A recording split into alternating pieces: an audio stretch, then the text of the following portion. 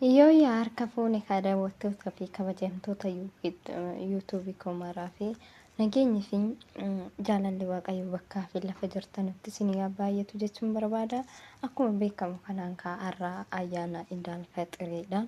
Baga ayyaana Idaal Faxirii isiniin ga'e jecha hiriyoota koo hundumaa kan biyya keessa fi kan biyya alaa baga Idaal Faxirii ittiin isin ga'e isin jechuu barbaada.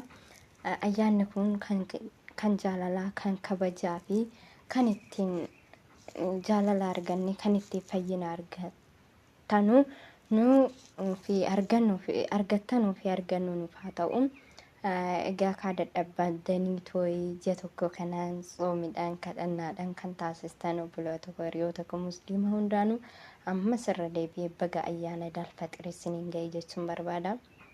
እንኳን ኢዳል ፈጥር በዓል አደረሳችሁ ማለት እፈልጋለሁ። ይሄንን የኢዳል ፈጥር የሰላም የፍቅር የአንድነት እና የሰላም ይሁንልን።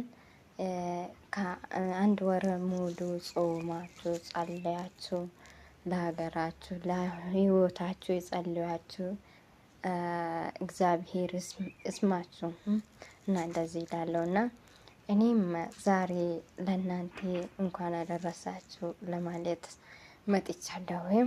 በዛው ደግሞ እኔም የእናንተ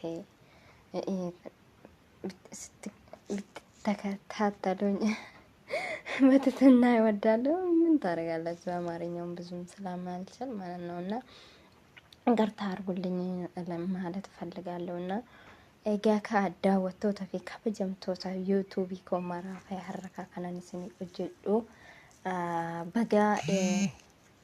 bagettiin singahee hiriyoota koo hundumaaf jechuun barbaada. Ayyaanni kun kan jaalalaa, kan kabajaa fi kan fayyina ittiin argannu hunda keenyaaf haa ta'u jechuu barbaada.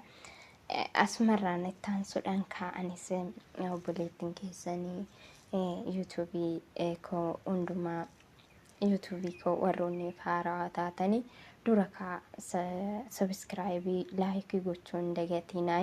Yaadammoo akkana barreessitan anis immoo abdiin isinirraan qaba. Yaada qabdanii fakkeenya bakka warroonni na caalaa yuutuubaa beektanii jirtanii akka sodoo goote jettanii koomentiidhaan naaf kennaa. Anis immoo koomentii kiyyaaf sirreeffachuudha fi koomentiidhaan anis immoo abdiin isinirraa qaba jechuun barbaada hiriyoota koo. Har'a ka'anis kanan qabadhee dhiyaadhe waa lama. Innis waa tokko wadaluun isin qabadhee dhiyaadhe. Lammaffaa immoo kennaa madaamii kiyya naa kennite inni eegne dhugaa isiniin jedha. Ilaallee maal akka ta'e inni ilaallee garuu irraa fidee ilaali manaamna naan jettinaan qooyin jedheenitu mana irraa fudhadhee deeme galatoomi jedheeni tanan.